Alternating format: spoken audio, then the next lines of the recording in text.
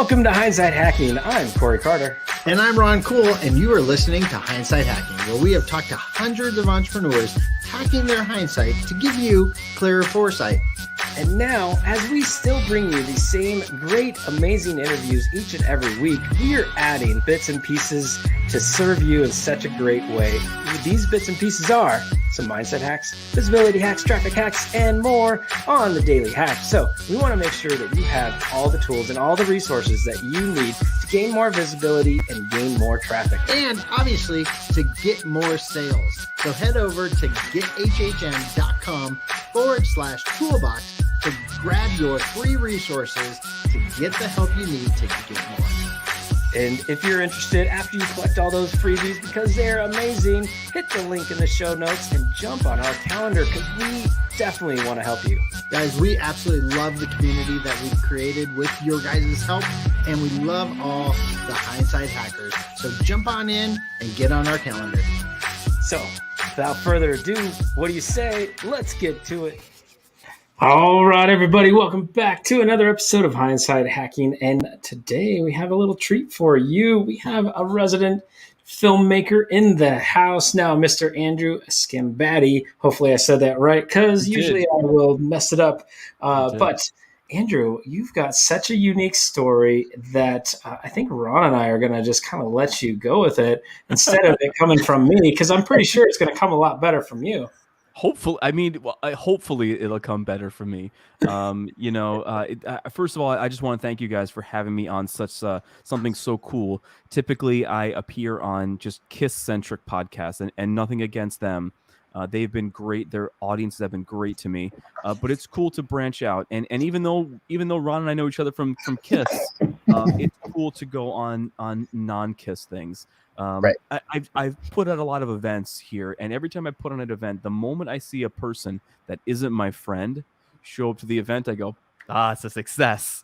Yes. So every time I'm able to branch out and go on something non-Kiss, and maybe talk about my Kiss things a little bit. In my eyes, the lottery's been won. So thank you guys for having me on. I really do appreciate it.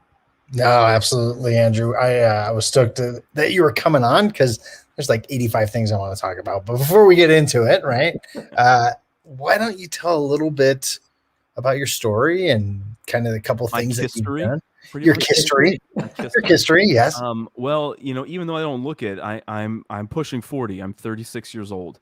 So Nice. I've been a Kiss fan for the better part of 30 years, and I discovered them by watching a rerun of Kiss Meets the Phantom of the Park, and then I had the comic book, and in the comic book they fought Dr. Doom, but I also had a Fantastic Four comic book where they fought Dr. Doom. So I just thought that there was like Spider-Man, Fantastic Four, and then there was Kiss. I didn't know they were a musical group until much, much later. So the music was seared into my brain before I even knew what music was. Wow. So I'm listening to these songs, I'm watching these movies, and I'm like, it was probably not for a couple years that I realized that Batman and Spider-Man were fake, but Kiss was real. And knowing that these guys on these comic pages and I saw in this movie were real, it couldn't get any cooler to me. And then now that I know they sing songs, I'm like, oh my God, what could be cooler? And I'm part of that lost generation of Kiss fans, where you have your younger Kiss fans from the 70s that discovered the band in their inception. And then you kind of have those younger fans that were brought around during the reunion tour. And then you even got even younger fans, from the Family Jewels era, is what I like to call them. But the late 80s and the early 90s, before they put the makeup back on, they didn't have new young fans. You kind of had your late teen or someone in their early 20s that just liked metal, and they had Animalize, or they had Asylum. They saw Tears Were Falling on Dial MTV. You just didn't have young kids getting into Kiss at that age. But it was 1988, and I was hooked on Kiss. So growing up, it wasn't pleasant being a Kiss fan because nobody my age liked Kiss, and I didn't understand why. That goes back into figuring out that they were real life superheroes. Gene spit blood and flew, and they descended from the Marshall cabinets. That really happened. Spider-Man didn't happen, but Kiss did. Right. So for me growing up, it was like I didn't understand why nobody else liked Kiss except for me. Yeah. And this is one thing that's stuck with me through my life, even now that I'm pushing 40, where I'm like, should I have dedicated my life to this band, or should I have maybe gotten another hobby? I don't know. But it's one of those things where I was this young fan, and I loved everything Kiss. I wanted to be Kiss. For me, it was, I didn't want to think about the pile of homework or whatever. I just wanted to watch Kiss videos and collect Kiss stuff, go to Kiss conventions. And once I finally got a little bit older and I started meeting other fans that liked Kiss, it was awesome. Oh, yeah. So growing up being a Kiss fan has been pretty cool for me. And I've done a lot of cool things. I've met a lot of cool people. And, it's why we're here today. We met at a Kiss convention. Exactly. I think it was like almost 6 or 7 years ago, like to the day. Yeah. I think. Yeah, it almost is, because I got things popping up on Facebook. So they'll probably a memory of you and I, but you'll be in full makeup and costume, like an idiot. Exactly. Wow. All right, Andrew. So you were the fan. You were a fan of everything, even beyond the music. But tell me, because I am not the resident Kiss fan in this room. Yeah, we fight about it. So tell me, what were you learning all the instruments to play all the songs, whether it be on guitar, drums, piano, everything? Like, what was your kind of level on that side? Well, for me, I was a drummer, and Peter Criss, even though he was great in that band, and he's someone who is an acquaintance of mine nowadays, he wasn't the guy that inspired me to play drums. It was Tommy Lee. I saw Motley Crue behind the music, and I just saw Tommy Lee, on the drums and all this stuff. And I was like, man, like, I want to do that. I mean, basically, I was 14 years old, and I'm a little guy. I'm 5'8". At the time I was probably 100 pounds. But anyway, I'm a little guy. So I was 14, and I was like, well, I could either play sports or join a band to get a girl. And I certainly was not playing sports. So for me, it was just about playing music to get girls. And that's what I did for a long time. And it was great. But it was one of those things where, I saw Kiss on stage, and I saw the reaction they were getting, because I was an outcast, just like a lot of kids were that were drawn to Kiss or comics or cartoons or whatever. So for me, it was about connecting with people. And that's kind of where it all started. It was like, well, hey, you might call me a nerd or whatever prior to, but your girlfriend, and probably your mom too, is going to come to the show and see me on stage. So that was cool. So for me, it was like bang for the buck. I got on stage, and I kind of, all the insecurities and everything that I was thinking about just melted away. So for me, it couldn't have been cooler. And I just happened to fall into the Kiss tribute scene. I remember I didn't walk at my high school graduation. I had a show that night. I had to go play a show. I was sneaking into bars at 17 years old playing shows. And it was my outlet. Somebody would go to a varsity football game maybe, or someone was going to maybe go to a gym and punch a bag. But for me, I was going to go and play and dress up like my heroes and play. So it made perfect sense to me. Didn't make perfect sense to a lot of other people, but for me, it made perfect sense. And I did it for a long time. Yeah, I want to just take a moment and realize something you said and have everybody really understand what you said. So I know now that you're friends with Peter Criss, and I've got to think, as a Kiss fan, that's got to be crazy now that that's your friend, right? Well, it was he called me on my birthday to wish me a happy birthday. And that was insanity. But was the whole thing, the whole story is insane. How, now, and now I've become friends with members of the band, and they text me, or it's wild to me that I live in an apartment. You can see a little bit now, I'm surrounded by this Kiss stuff, but it had someone told me when I was 9 years old, or if someone had told me when I was 11 years old, seeing Kiss for the first time, 96, someone had told me that, hey, by the way, Gene Simmons is going to have a nickname for you, and Peter is going to call you on your birthday, and you're going to do all this cool stuff. I wouldn't believe them. No. I wouldn't have. I've been so incredibly lucky and so incredibly fortunate to do things that have gotten me close to this band. Yeah. So with the tribute, with growing and playing different shows, I mean, you had to be a hustler, right? Like any kind of musician, to earn a living, they have to learn how to hustle. They have to, obviously there's some talent involved, but people skills have to be up there with at least somebody in the band, whether it be a manager or a promoter or whoever. Like there has to be some kind of hustle to allow you to survive and do that kind of stuff. And even if it's a hobby, even if it's for fun, to gain and garner the attention of the members of KISS, like you guys had to do some kind of hustling. I'd love to hear kind of that whole process and story. The hustling, there wasn't a ton of hustling to get their attention. I mean, it was simple. I happened to be in a band that happened to win a contest in 2012. But that's like so later on. I mean, you're talking prior to that, you're talking almost 10 years of doing this. And, I wasn't always in a KISS tribute band, just most of the time I was. I mean, for a little while, I lived in Myrtle Beach, worked at the KISS Coffee House. I know it's gone now. I was bummed out. It is gone now. But I was in a country band and I was just cutting my teeth playing drums in a country band. It was just one of those things where I always lived below my means and I just played and played and played every time that I could. I mean, even when I moved to Cleveland in 2009, I was in a KISS tribute band. Excuse me. Where I was able to play with the KISS tribute band, but then I filled in with other cover bands just to make some money.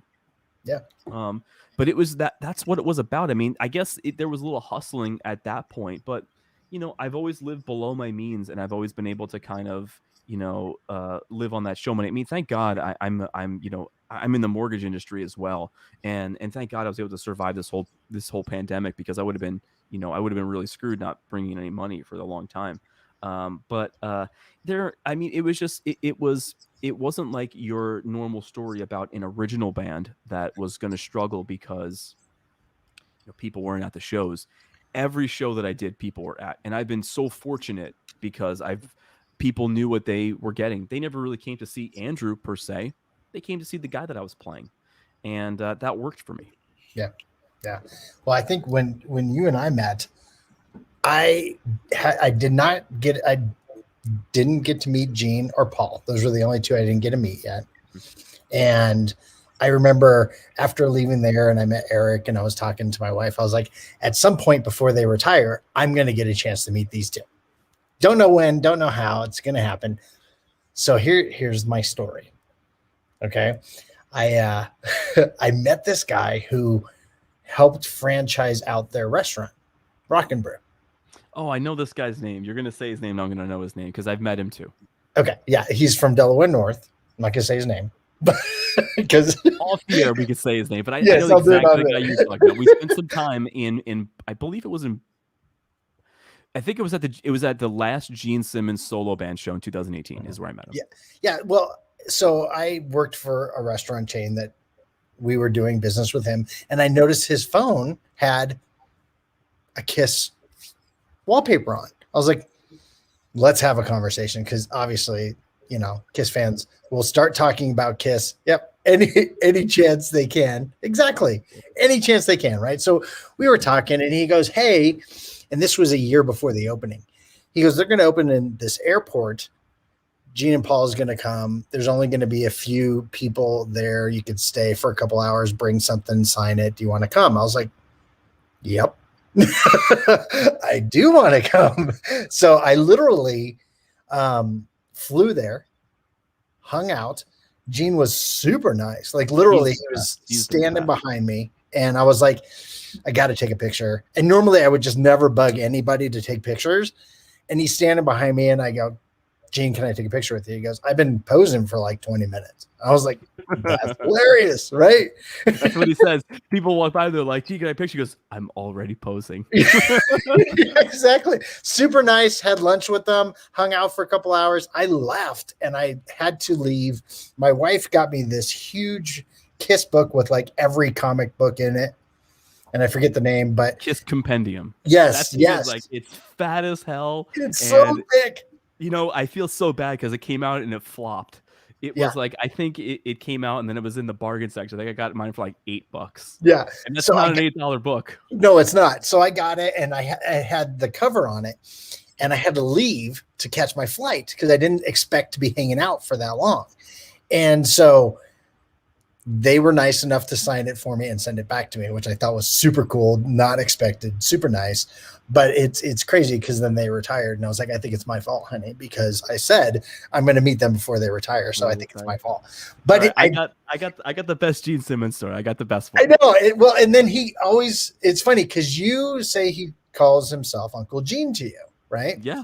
And so one, that's got to be crazy as a Kiss fan. Yeah. And I know he calls you Paul McCartney. And it's hilarious because there's pictures. I guess I kind of look like him without the glasses on. Yeah, if you're not wearing your glasses, and there's pictures that you'll post every once in a while. His bass player Phil Schaus sent me one yesterday, and I posted it on Facebook. I was like, yeah, maybe I do look like him a little bit. It's crazy how much you look like Paul McCartney. On my vault, Gene goes, he looks at me, he goes, to Andrew, you really do look like Paul McCartney. It was so cool. It was so cool. Yeah, well, so how many times have you met him? And I definitely want to get into the story that you were talking about, because man, I couldn't even tell you how many times. Yeah, it's so many. I've just, like I mentioned, I was that lost era of Kiss fans. Mm-hmm. So initially people would just take me because I was so young. I was like 18, 19. There just were not Kiss fans that age in the early 2000s and in maybe, the late, there just weren't fans of that age at that point. Now there are, but at that time I was the young one. So friends of mine, they would just take me backstage and they would let me talk to them and just hang out with them. It was cool. I was never one of those people that overextended my welcome anywhere. So I was able to, I guess, get relationships with them, but I couldn't even tell you how many times, so many times. And I've been backstage and I've seen stuff, and there's stuff I can't talk about, stuff I can't talk about. Yeah, it's all good. It's just, it's the funniest time though is when Gene was here for the Vault, which is almost 3 years ago, just a little over 3 years since he was here for the Vault. The night before the Vault, Hard Rock, Rock and Roll Hall of Fame. Sitting, I'm eating. My best friend from New Jersey is in town, because that's where I'm from, and I'm in Cleveland now. So we're eating dinner in our favorite Italian place. And Keith Valcourt, the guy who was running the Vault, calls me up and goes, "Hey, I need you. Can you help Gene and I out?" And I was like, well, "What do you need?" "I'm eating." Right. What do you need? I'm eating. So he goes. Gene needs hairspray, a belt, and pants. So go to the Gap and get him these pants and this belt and hairspray, and make sure it's this hairspray. So I was like, all right, cool. So I go and I go to the Gap. I get the pants, I get the hairspray, and then before I gave him the hairspray, I was like, I put it in my hand. I was like, oh, we're in the same hairspray. So I give Keith whatever. Then he goes, and when it was my turn to go in to meet Gene, Keith goes, hey, this is Andrew. He goes, oh, I know Paul McCartney. And I was like, he's the one that got us the belt and all this stuff. And he goes, I'm wearing the belt right now. I feel connected to you. And it was just, it was just a funny little moment that him and I had. And he ended up not, wanting to keep any of the pants. So I returned them the next day. But whatever he did keep, he paid me for it. And I kept the receipt. And I put it in my vault because, like, hey, this was kind of cool. It's cool. I got to do this. But there have been just so many little moments with Gene. One time we're riding in the car together and we're talking about our favorite Tom Hanks movies, and I was like, "Hey, mine's That Thing You Do," and he looks at me. He goes, "You like that movie?" And I was like, "Yeah, I love it." And he goes, "I hate you, and I hate that movie." But the story that I was talking about before, the funniest story is I did a bunch of commercials for Gene Simmons Moneybag Soda because I know the guys. I was going to ask about that. So listen, some of the greatest guys. So make sure you do moneybagsodas.com. Check them out. They're so awesome. They're some of the greatest people I know. Anyway, first couple of videos we did, there was no voiceover, just music. But there was a video that he wanted a voiceover. So I was like, man, what am I going to do? So I tried to mask my voice, and I did the voice. So I'm at work at my office job, and Gene calls. And he goes, "This is Gene Simmons from Kiss. Do you have time to talk?" And I was like, I was waiting for I was like, yeah, whatever. I was waiting for you. Come on, let's go. So, so I was like, gee, we set this up. They told me you were going to call from a private number. I was like, it's fine. I was waiting for you. All right. So we go through the video together, and he's like, yeah, I like this. Keep this, like that. Good, bad, whatever. Then we get to the end, and Gene goes, by the way, who's the voice on the video? And I was like, well, Gene, it's me. And he goes, it's you.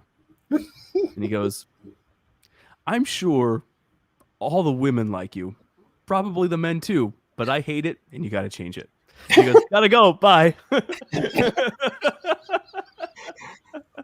So like I'm at my desk, I'm like, oh man, like what am I gonna do? So luckily I knew a radio personality in Myrtle Beach. His name is Mad Max, so check him out. He's freaking awesome.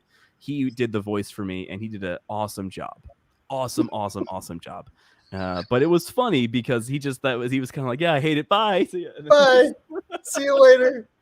But there have just been so many little moments that I've gotten to experience with all of them. Yeah. And I'm very fortunate that I went, I mean, I'm still a fan. I'll always be a fan that I got to get close. I get to talk to my album covers pretty much. Oh, that's so cool. That is definitely not something that many people can say, which is pretty crazy. So, or if they did, they had to pay for it. And right, like one time, like I stood in a line and waited 2 hours and got my autograph, and then I walked away, and that was the end of it. Never do the album covers call you. Oh, right. All right, so you first off left Myrtle Beach to go to Cleveland. Like mistakes were made. I mean, I had an opportunity that I thought was going to be really good for me, so I took it, and I actually really like Cleveland. I don't know if I'm going to die here, but I'm all right living here right now.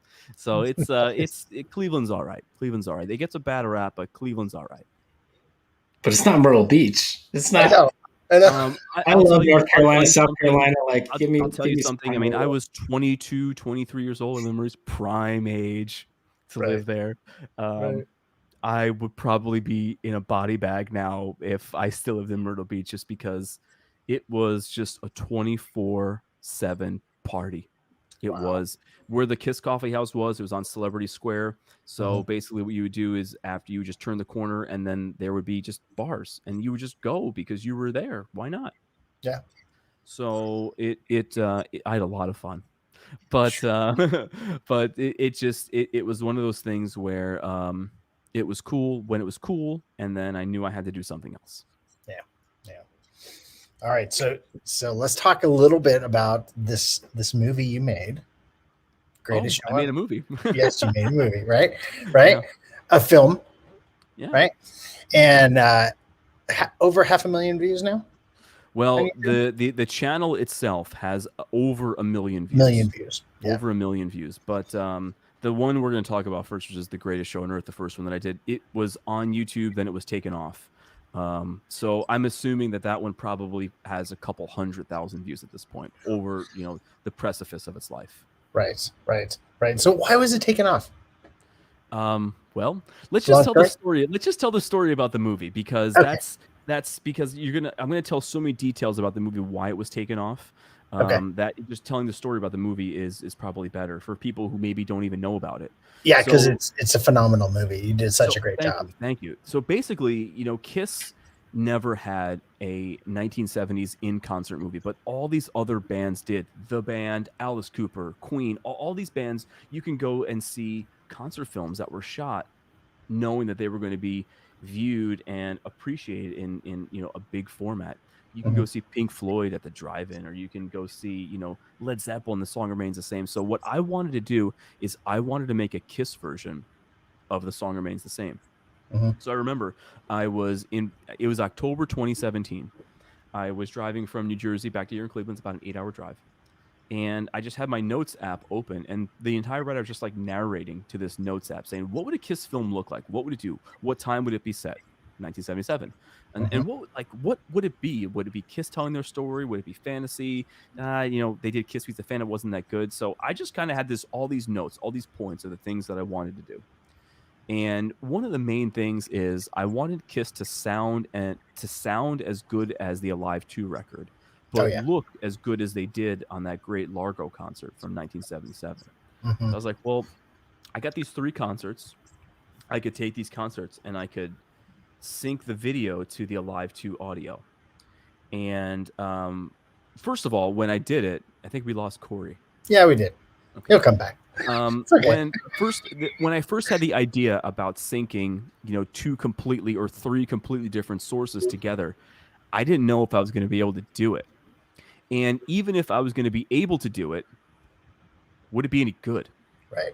So I took a long time on taking the 10 best songs from Kiss Alive 2 and syncing them, taking this video and syncing it to Alive 2, which, I mean, for someone who doesn't know about music or anything like that, Kiss, they played at different speeds. They sped up, they slowed down.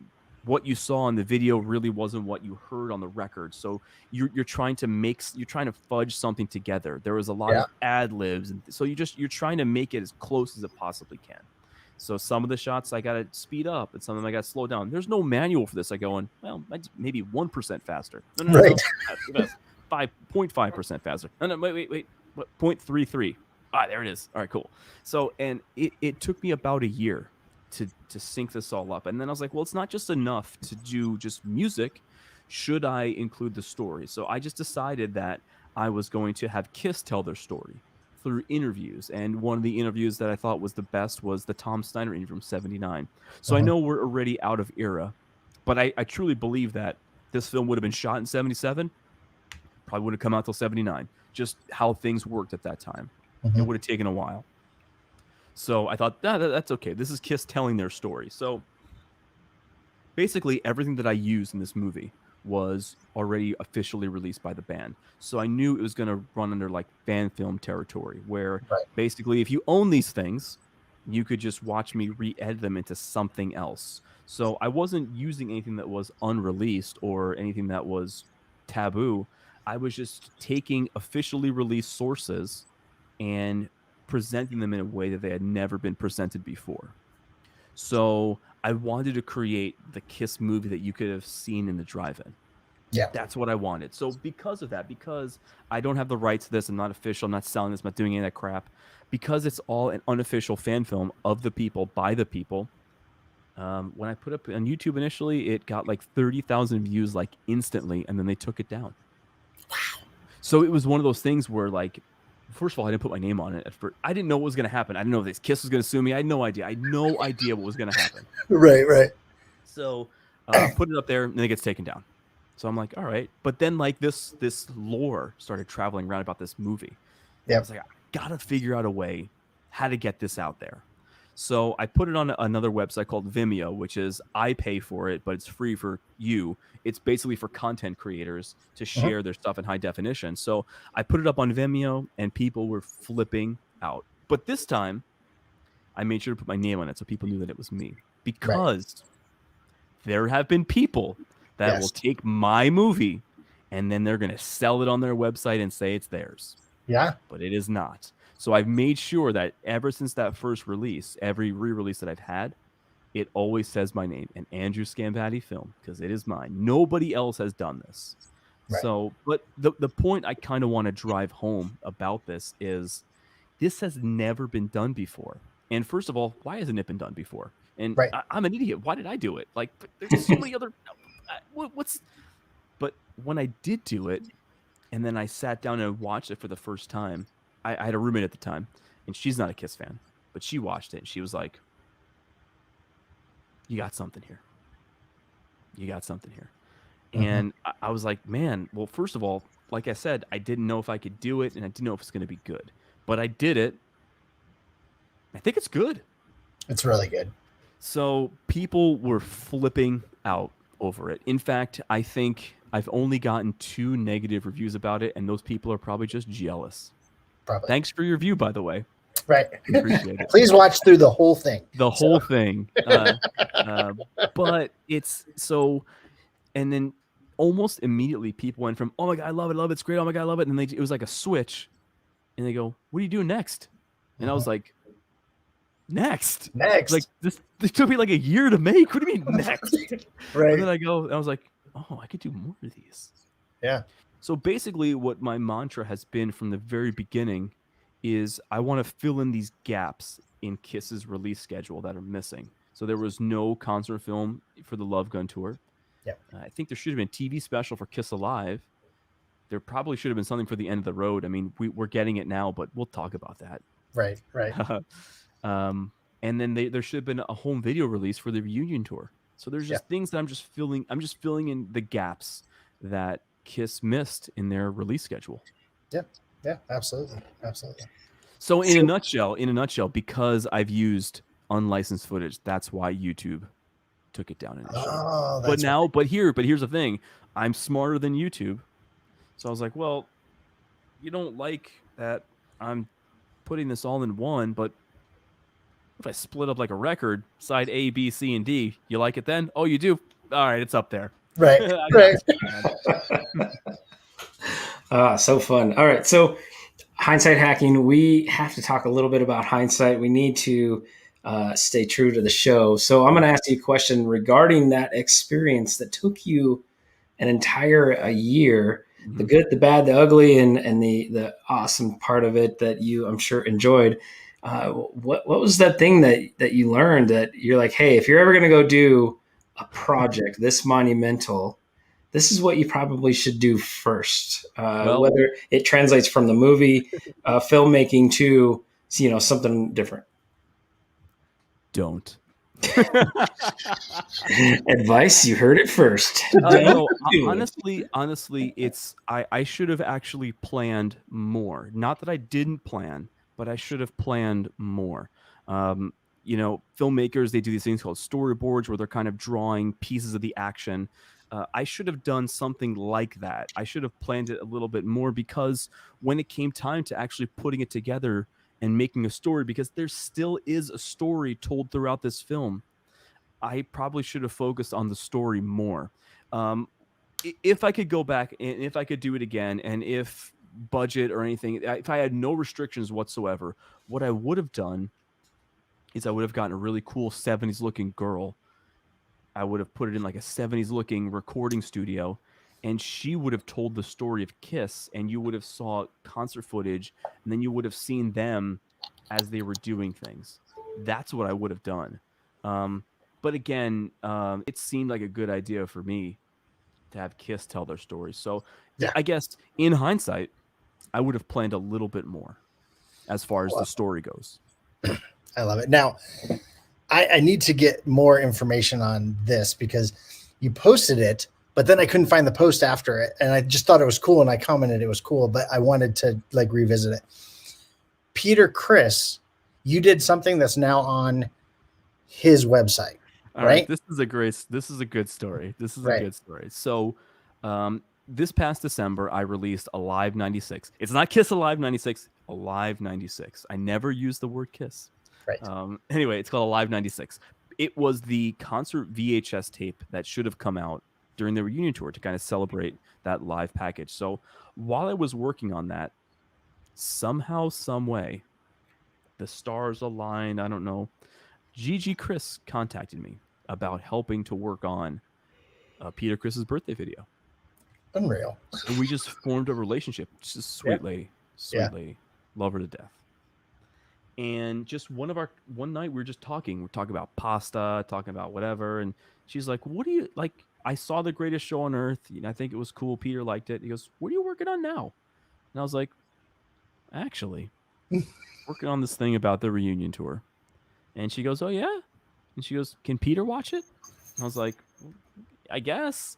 So he watched it. He goes, yeah, Peter loved it. And I was like, would Peter maybe say like a sentence or two that I could put out there? And she goes, absolutely. He's going to email you tonight. So Peter emailed me, and then I made that image that Peter watched it. And then I didn't know they were going to do this, but they took that image and the link to Alive 96 and they put it on petercriss.net. So cool. So one of the guys in the movie basically is commenting on the movie. Incredible. He's one of the guys. He is 25% of the original Kiss. Oh, yeah. And it blew my mind. It blew my mind. So then Gigi goes, you should be on Eddie Trunk. And I was like, yeah, but it probably won't happen. She goes, hold on. Here in the background. She goes, all right, Eddie's going to email you. And I was like, what? So then Eddie emailed me. He goes, hey, I got some time. You talk for 5-10 minutes about this? And I was like, I set it up.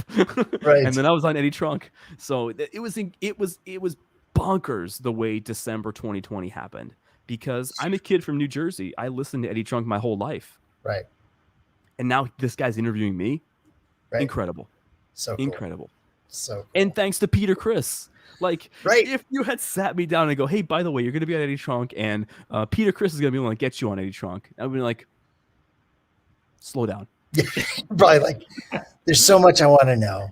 I need to know how this happens. Right. That's so cool. That's so cool. My and I'm going to interrupt you, Corey, so I apologize. My first show that I ever saw them live, I remember, was in 78.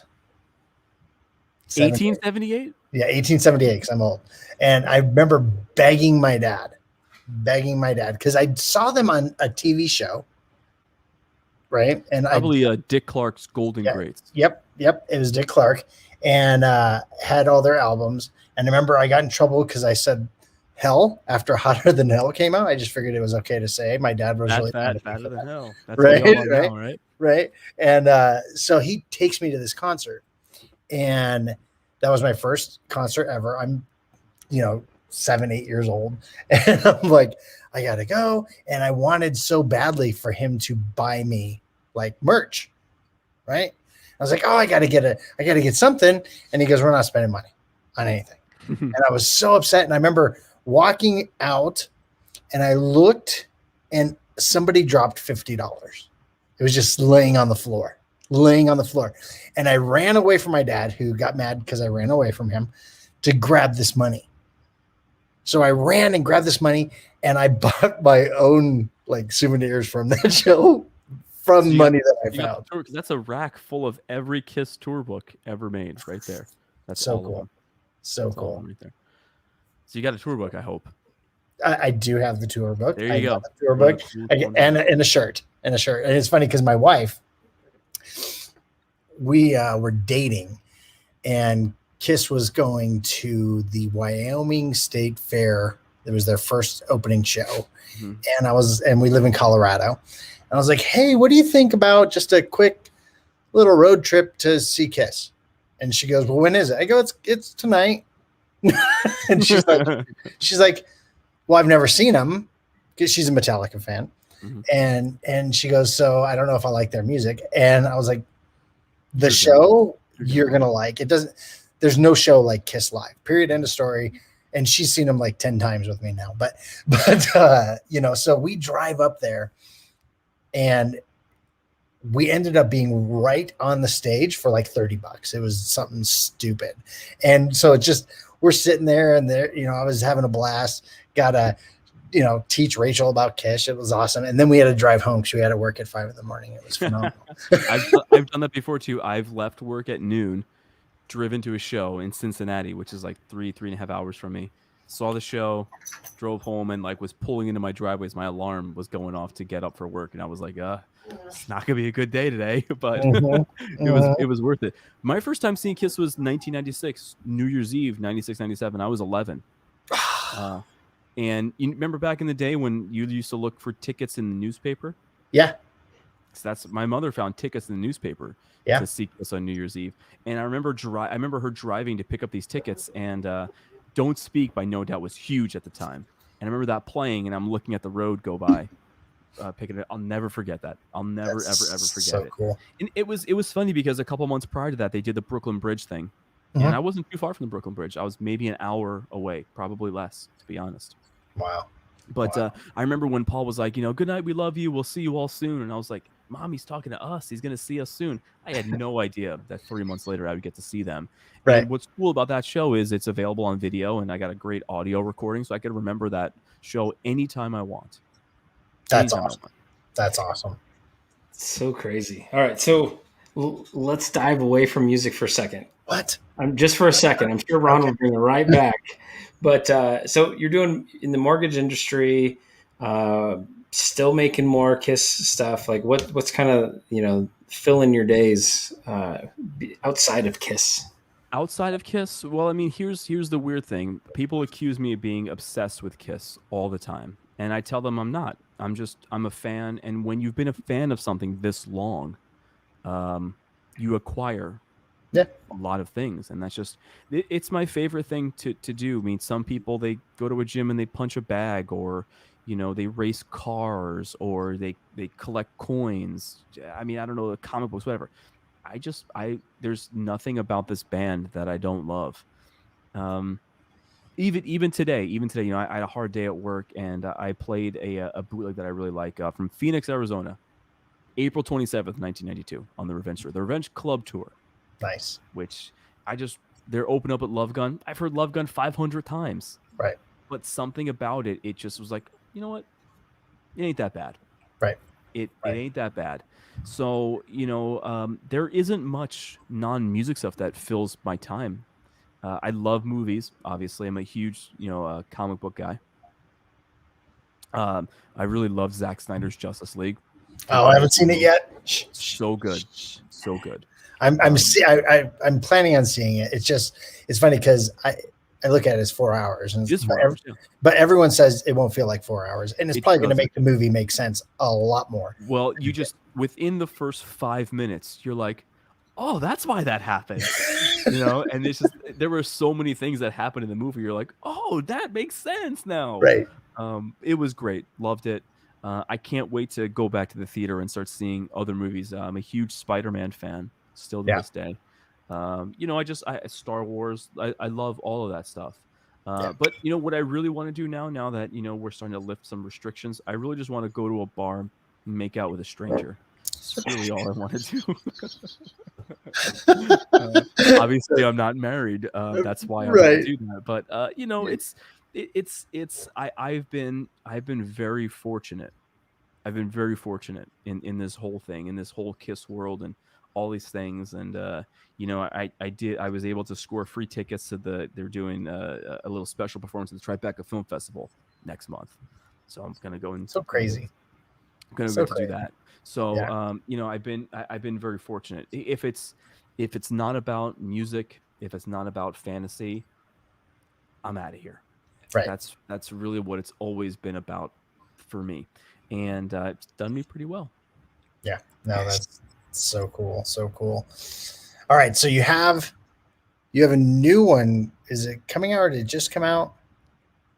A new film? The last one came out in December. That was the big one that just came out. That was Live 96. It just came out. I've been on a break since then, which has actually been like pretty freaking awesome. Not seeing this year.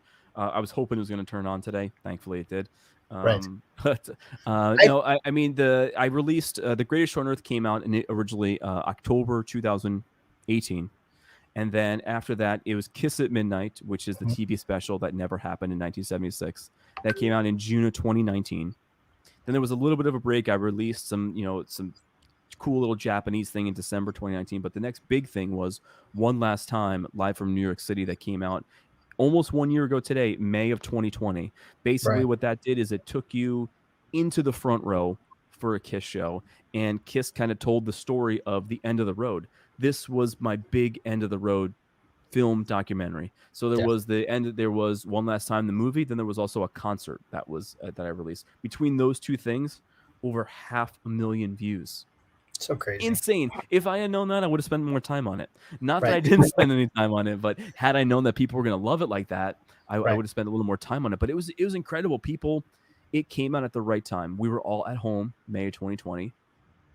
And now I'm giving you the opportunity to go back to see your favorite band. And people flipped out. There was someone that sent me a message that was like, we put on our KISS t-shirts from that we got last year. We all sat in front of the TV and watched the concert like it was a real thing. And we couldn't believe what we saw. It was a great family night. And that's what it's about. Yeah. It's not about making all this money. It's not about any of that crap. It's about getting that reaction out of people. Yeah. And people react to the movies the same way they react to seeing the real band.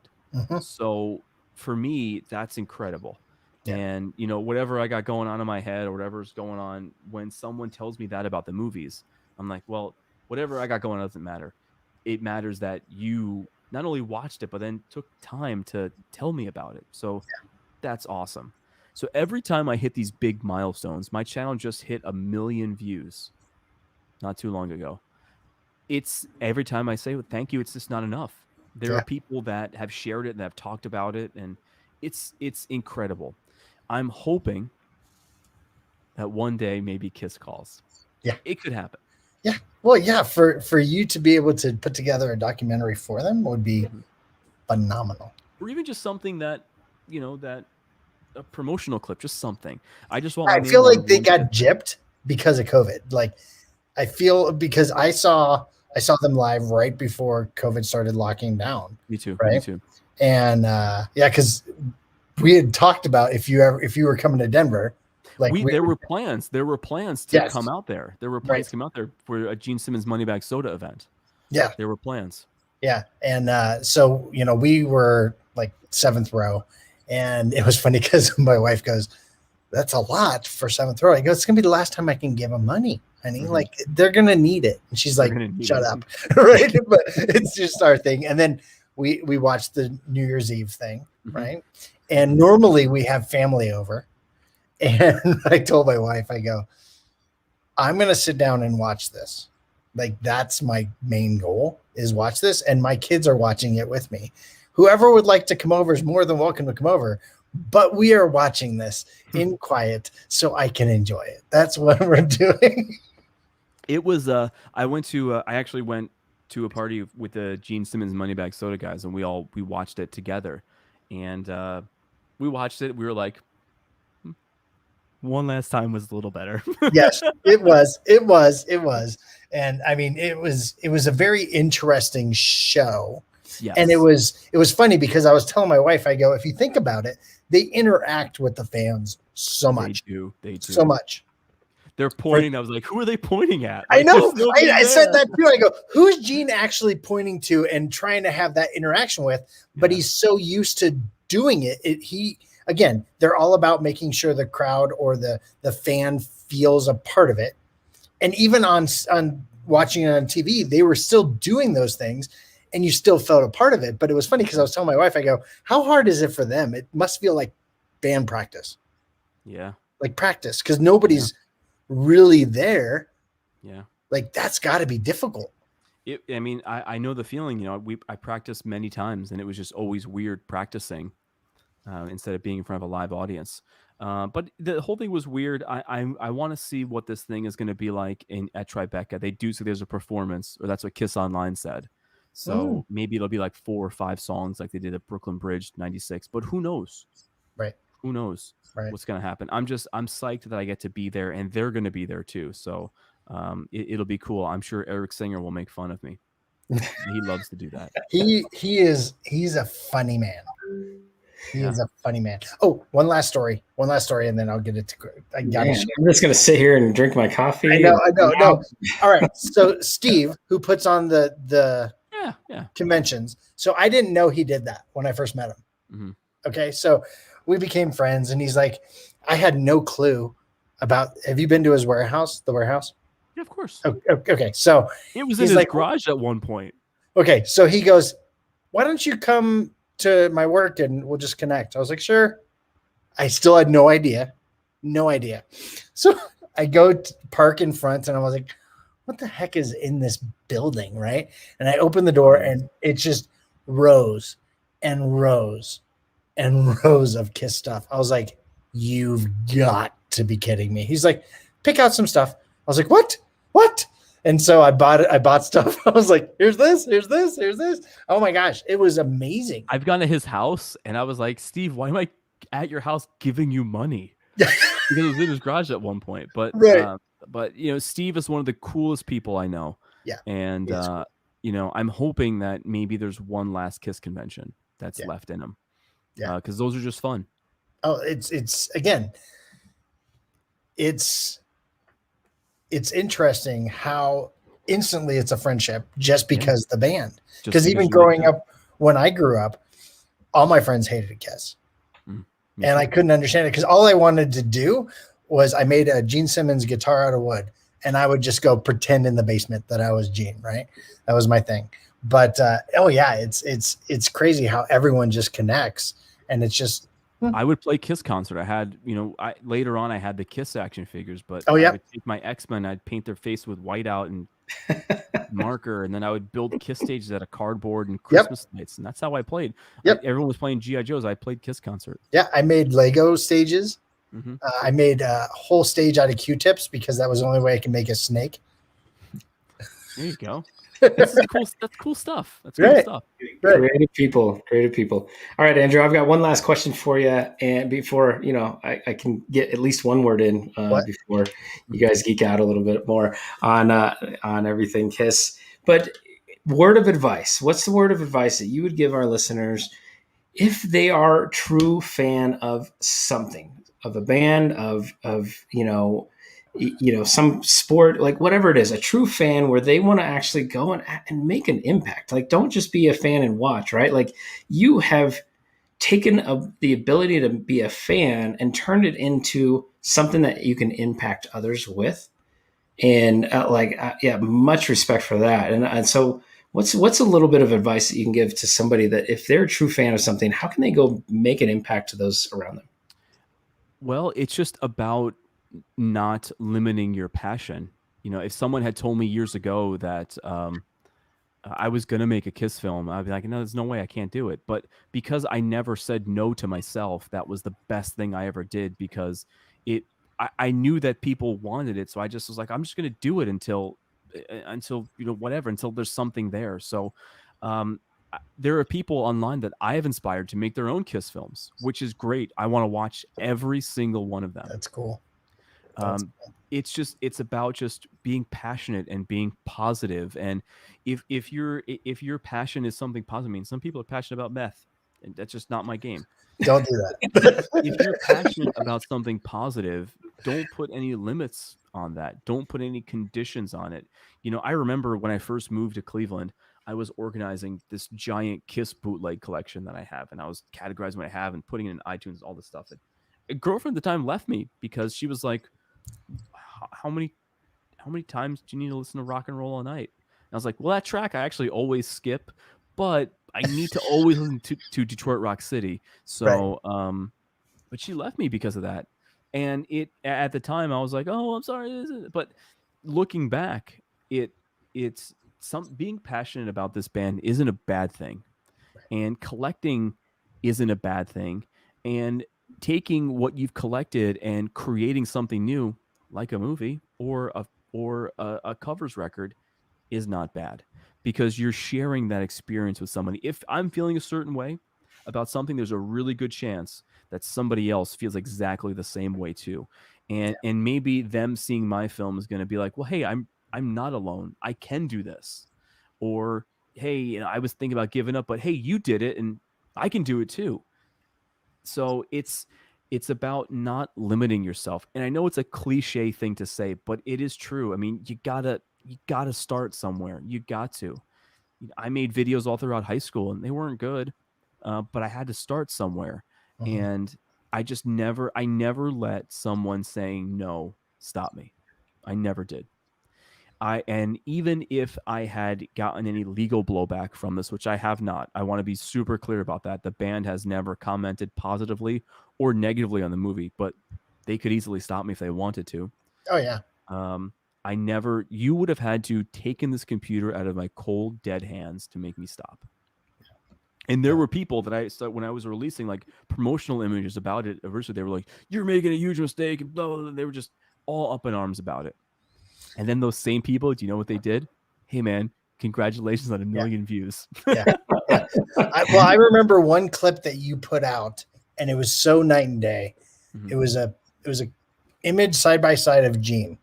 Yep, it was for a Live 96. I know exactly what you're talking about. Yep, and one was just normal, and one is your enhanced version of it, and it looked so much better. Because people are like, "Why do I want to watch your movies?" And I go, "Well, this is the other guys, and then this is me." And then once you kind of put that side by side, they go, "Okay, we get it now. We get it." Yeah, it was night and day, and you're very talented. So amazing.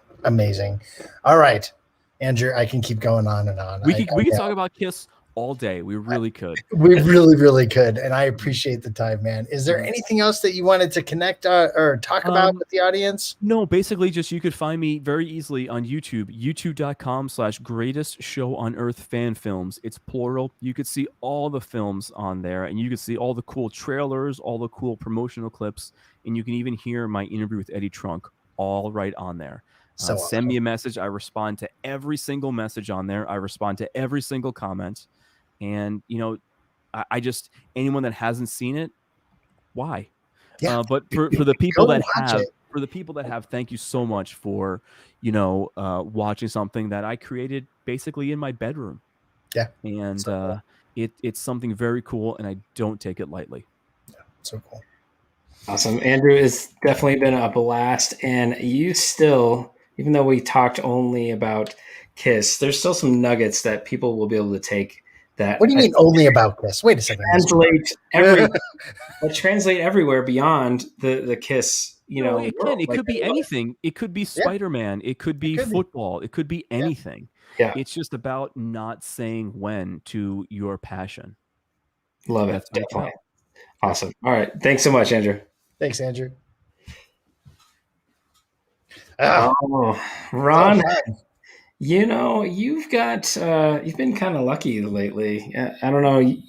I'm not sure if you're allowed to keep scheduling. We're just going to talk about. Hey, you bring people on with Corey's names. I bring the KISS people on. That's how this works, man. Yeah, we're going to turn this show away from entrepreneurs and focus on KISS. I don't know, like that's. No, but he had so much good takeaways as an entrepreneur, right? So think about that. I mean, the one that he said was right at the end was never say no to yourself.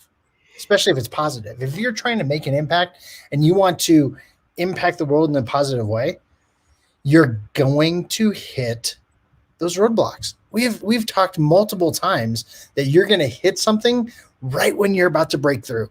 You're going to have the hardest struggle right before you're about to break through. Never say no to yourself because you're going to limit someone else's impact, not your own, what you could do for somebody else. So I thought that was. Let me expand on that. Like, don't limit your own passion, right? Like, it's kind of that was my next one was the passion. But we wouldn't even have this show, right? If we limited our passion, right? We wouldn't have this business if we were on that same track. So I definitely like that. That's such good thoughts. I hope we can continue to teach our own kids that stuff. But all right, next takeaway. What do you got?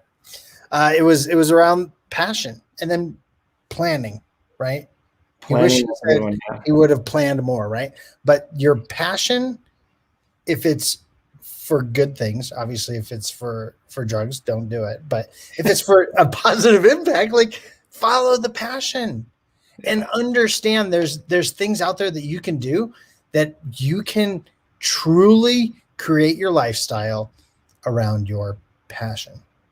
Yeah. So don't limit yourself, your passion, plan, right? Everybody needs to plan. I don't care if you're, in the family world or business world or friend world, like you got to plan. And the last piece that I got is connecting with people. Like what we do is about relationships. I don't care if we're an online business or not. It's still about relationships, right? Like the companies that you remember, you don't necessarily remember it because of a company. You remember it because of a relationship, right? Like your time with Starbucks, you remember it not because of it being Starbucks, but because of the relationships that were formed over the time that you were there. Right. And all the people that we love and cherish as our clients, it's not about the business or the money. It's about the relationship that we're building. So connect with people, build those relationships. And for anybody out there watching, anybody out there listening, go check out Andrew's films. And even the non-KISS fans like myself, we need to go listen. We need to go watch because that was such a good conversation. So, all right, everyone, have a good day. And we'll convert you. All right, everyone. Thank you so much for listening. I hope you had as much fun as I did. And you know what? If you're not already a member of our Facebook group, what are you waiting for? Head on over facebook.com/groups/profits with. Guys, we are super excited to have you be a part of our community and help you get more visible, get more traffic, and get more sales. That's right, Ron. And every time someone is in our group, we get to share all the tips, the tricks, and everything that you can get profits with from your summits, your challenges, your workshops, your podcast, your vodcast, and so much more. Guys, thanks for being the best part of the